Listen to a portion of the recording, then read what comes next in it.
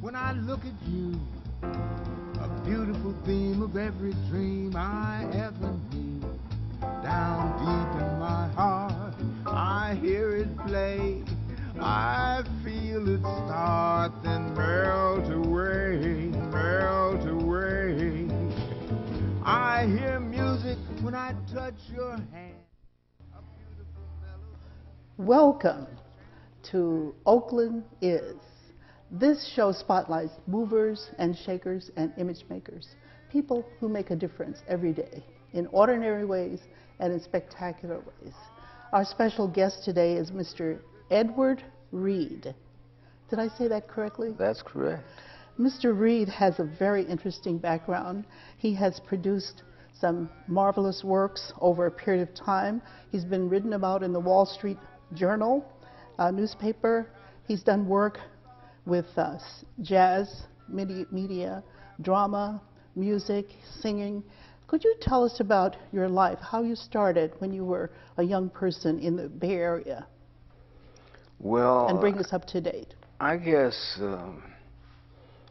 which part of it do you want to know about? When you were a teenager, perhaps, when you When started. I was a teenager here in Oakland?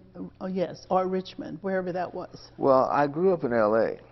Oh, I see. And I left home. I ran away and joined the military. And that brought me to Oakland. Okay. I was very unhappy. You know, it was in the 40s, 30s and 40s. It was hard to, it was hard. Yes. Because I had a pretty good grade point average, and I wanted to study elocution, and they said go to shoe shop. Where was that? In L.A. at Jordan High and Watts. Wow, in Watts. Yeah. And the migration had started, you know, had begun, and everybody, you know, new people were, the town was full of new people that we'd never seen before, and it was just a struggle. And I think it's always felt to me that we're kind of mean, you know. We Americans. Americans? Yeah, we're kind of mean, and I just was mad at everything, so I ran away and joined the military, and I ended up here in Oakland. 1947, Labor Day, I got into serious trouble. I did some things that I really it would have been better if I hadn't done them. Maybe, I don't know, but life is what it is, and you get what you get, you know. Yes, yes, And to make something out of that took me 40 years. All right. Yeah, I became a heroin addict in the corner of 8th and Market, Labor Day, 1947. 8th and Market in Oakland? Yeah, yeah. And 40 years later, in the same area, I got into recovery. That's 25, almost 24, it's 24 years ago. Oh, is that right? Yeah. In the interim, I went to UCLA, met my wife there, and that was 1968. And, you know, I was trying to figure out what is it that makes people do these things.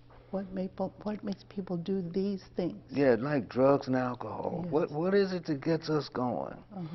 And I read a book by a man named Vance Packard. Yes.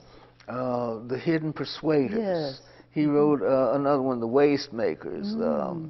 A couple others he wrote about this culture. The Hidden Persuaders. Yeah. Yes. How do we learn to be who we are? Right. You know.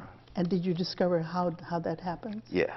How is it? Tell us. Well, I started understanding that, you know, one of the things that happens is we'll always be, there's this ongoing distraction about take something, drink something, buy something, get something, and there's no education in schools about how to become your true self or your best self, or how to take care of self.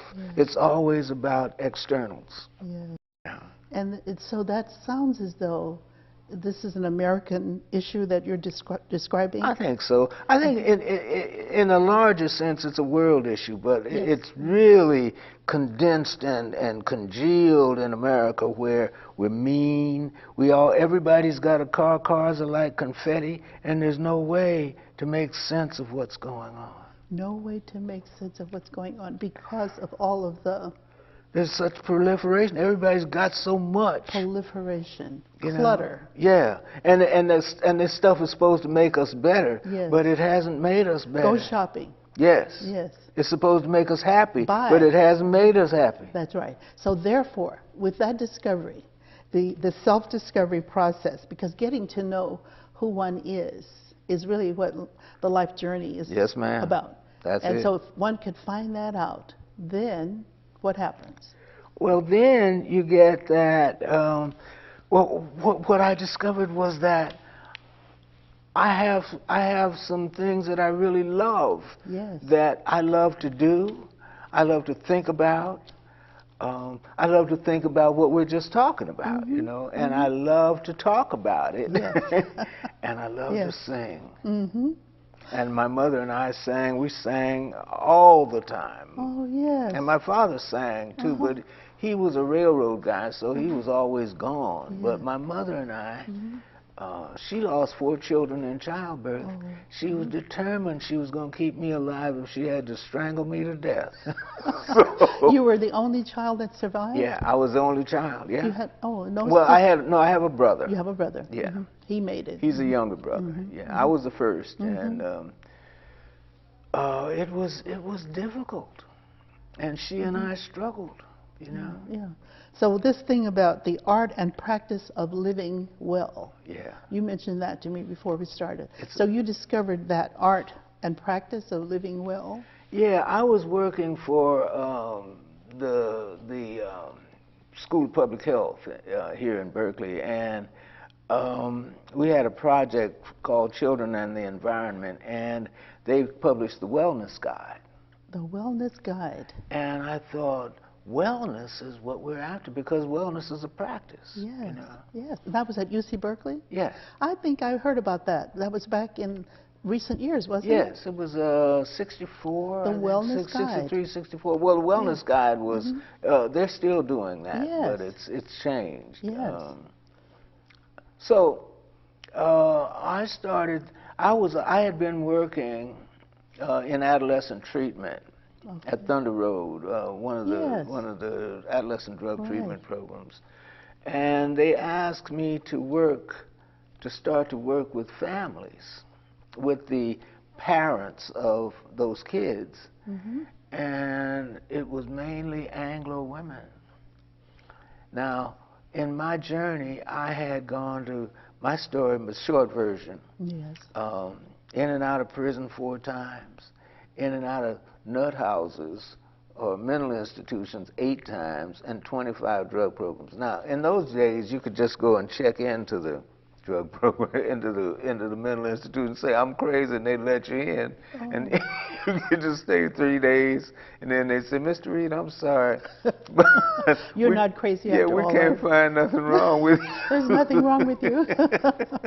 Yeah, so that in a way you were just going in for a little respite or relaxation. A little respite, yeah. So,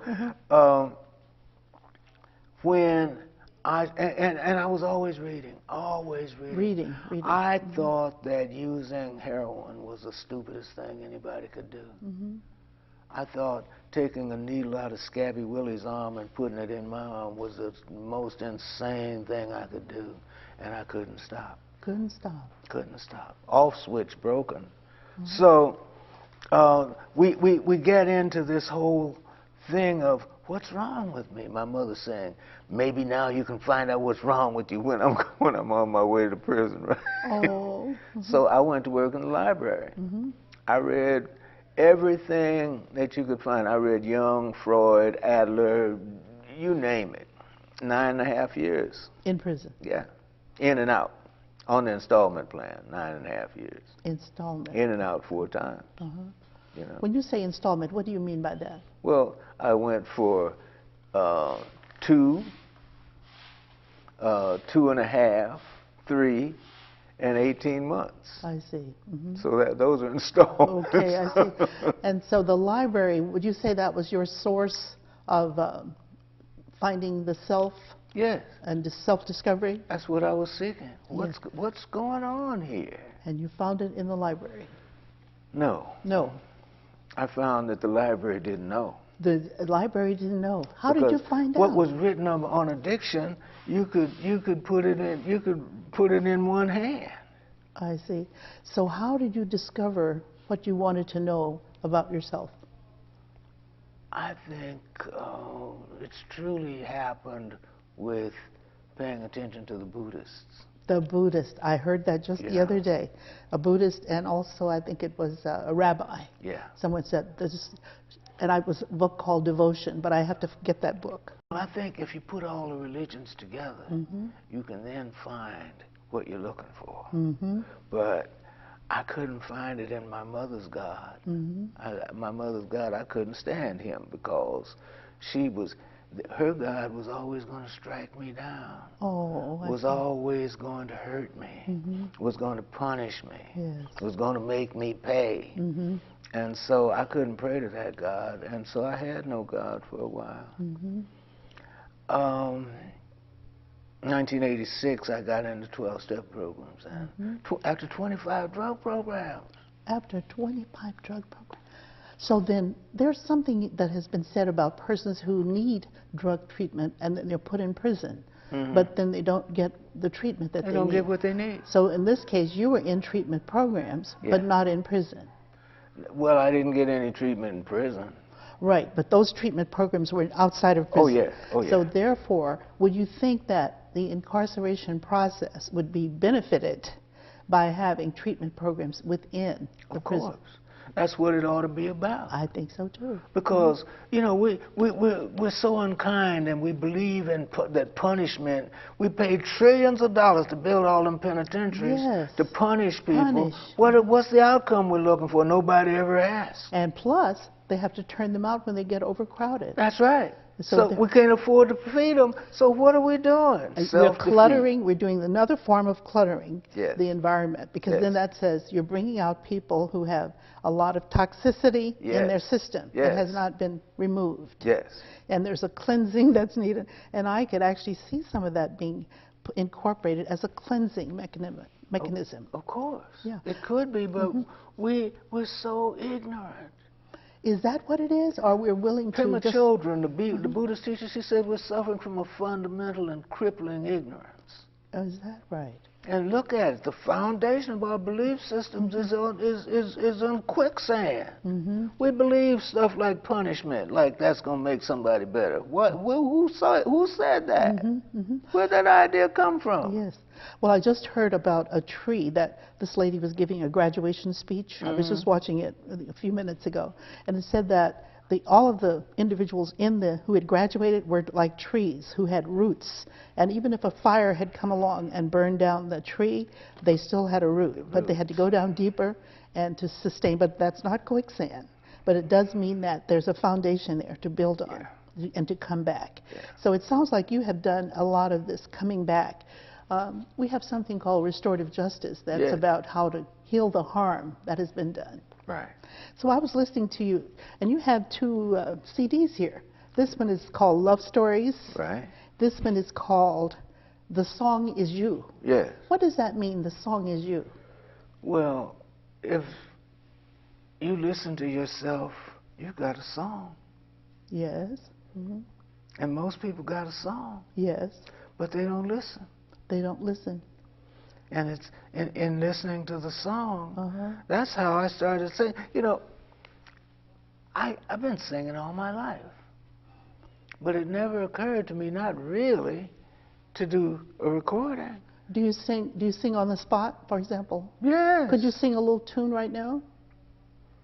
Where do you start? How do you separate the present from the past? How do you deal with all the things you thought would last that didn't last? With bits of memory scattered here and there, I look around and don't know where to start. Yes, that is so powerful. And I'm looking at these songs on here. You composed a lot of these songs No. yourself? No, you did not? The Song Is You is another song? Mm-hmm. Oh, but composed by someone else? Yes. Oh, The Song Is Rodgers You. and Hart, I believe. Oh, Rodgers and Hart, yes. Oh, and then Jamie Foxx is he on here? Not that Jamie. Not the Jamie Foxx, with the guitar. This is a somewhere. guitarist, Yes. yeah. Well, New York this guy. Yeah, and this is beautiful. This was recorded in New Jersey. In New Jersey, I see. Well, I am just so impressed. This is a very pleasant, you have a very pleasant, radiant expression. Yes, it sounds like you're very happy. Yes. That's wonderful. So I wanted you to just tell us a little bit more about this whole thing about meaning. I thought you had written that song, The Song Is You, and that was a part of what you had discovered in the wellness. No. The whole thing about that I want, what we're after is, I think we're all after peace. We want to Yes. be peaceful. Uh-huh. But we're afraid. We're afraid Of what? of each other, because we've all been taught to hate somebody. Everybody gets taught to hate somebody. Right. So therefore, what have you discovered that would help persons not make that mistake? Well, the Buddhists say you're perfect and you never made a mistake. You're perfect. Yeah. Uh-huh. Never made a mistake. And so, and Pema Chodron says, as long as our orientation is toward perfection or success, we'll never learn about unconditional friendship with ourselves, nor will we find compassion. Would you be kind enough to repeat that again? That is so profound. As long as our orientation is toward perfection or success, we'll never learn about unconditional friendship with ourselves, nor will we find compassion.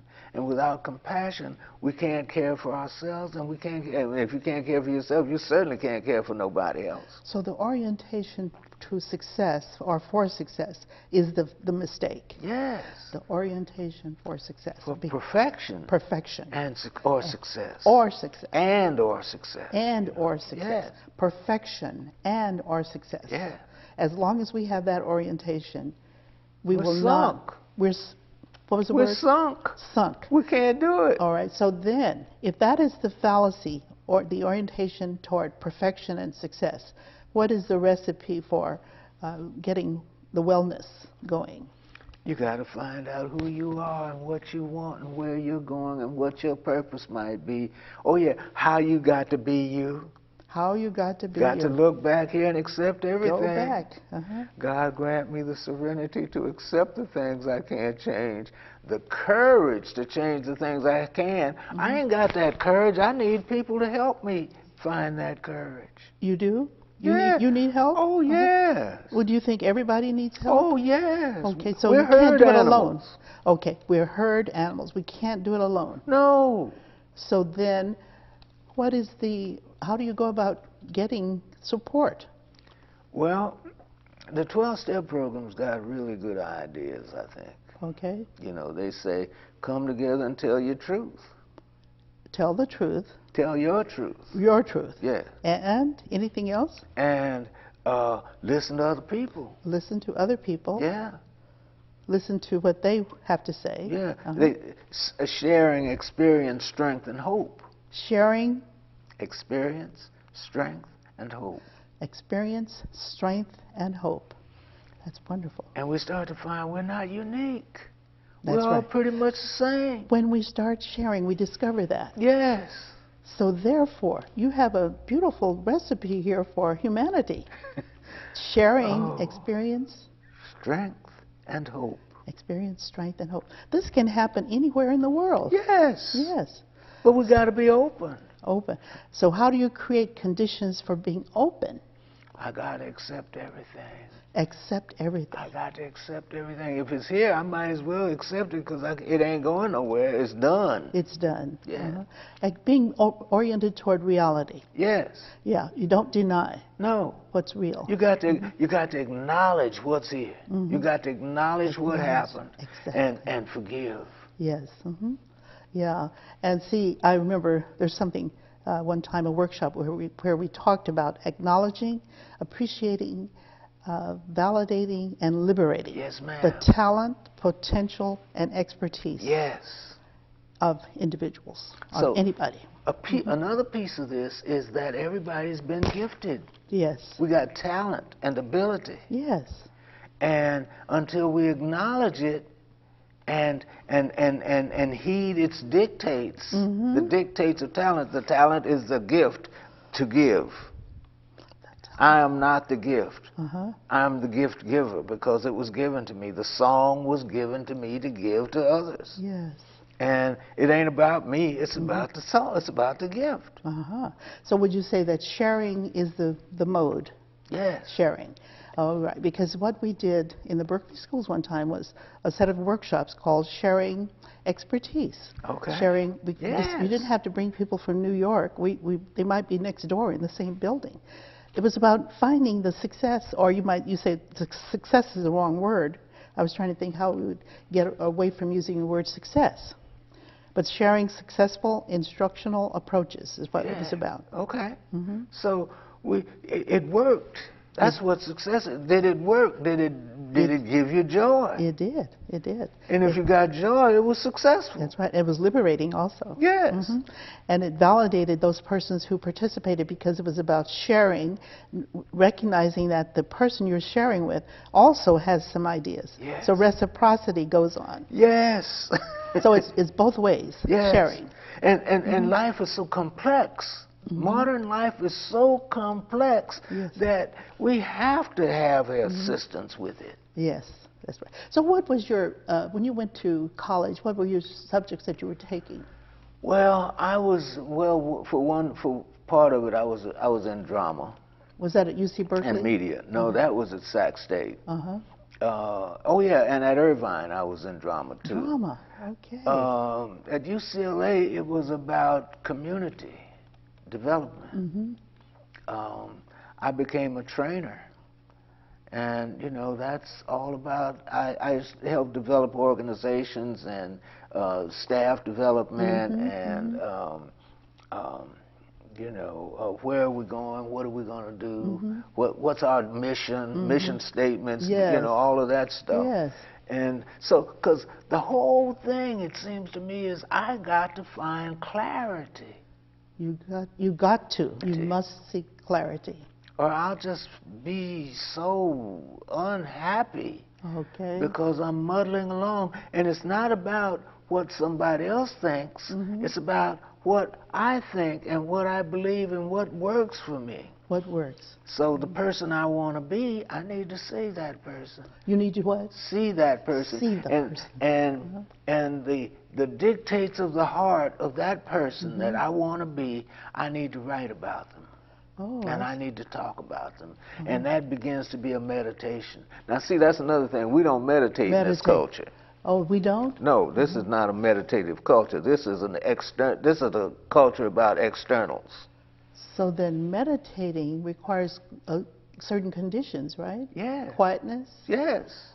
Solitude? Yes. Not being around a large group of, you know, noise? Yes. I gotta retreat. Retreat. So therefore, what is your recommendation? That we find a way to sit still and pay attention to the dictates of our hearts. So I sit there and whatever comes up, I acknowledge it and go back to the out-breath. That's my job. Go back to the out-breath. Yeah. So that deep breathing, in and out.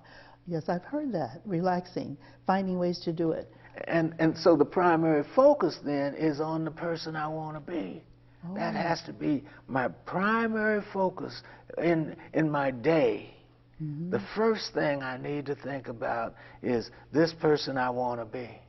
So you've had recovery and redemption for how many years now?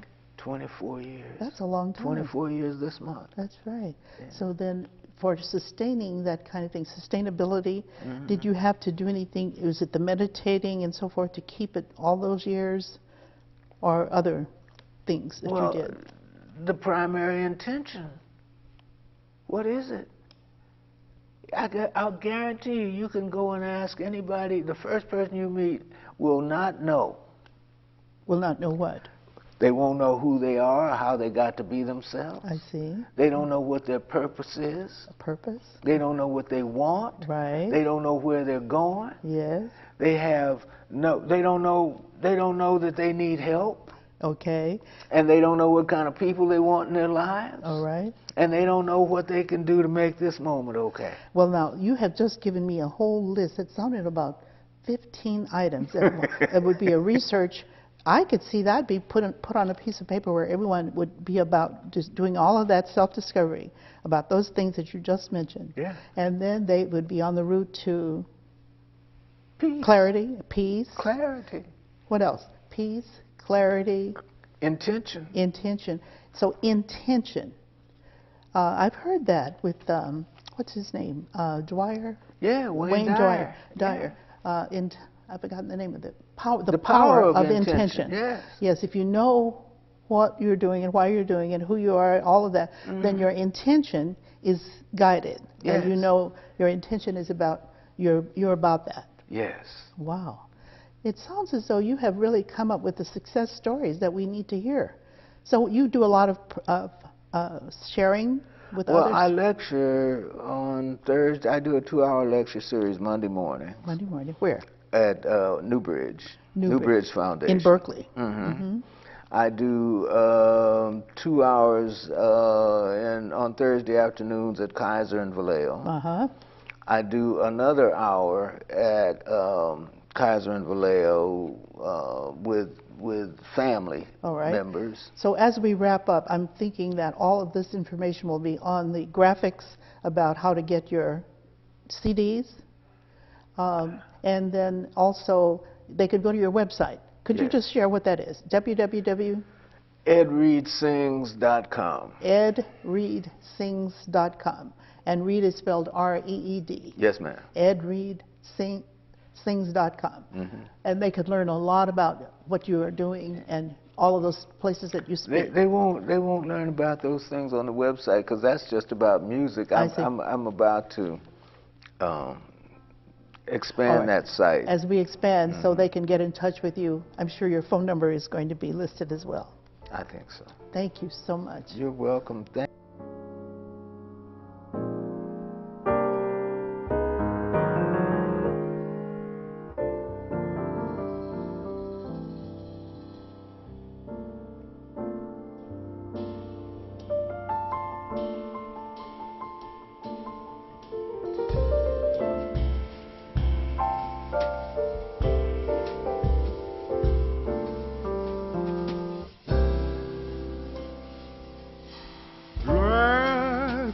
Sky, so stars can shine, tiger stripes and butterflies. Black is brushed on spare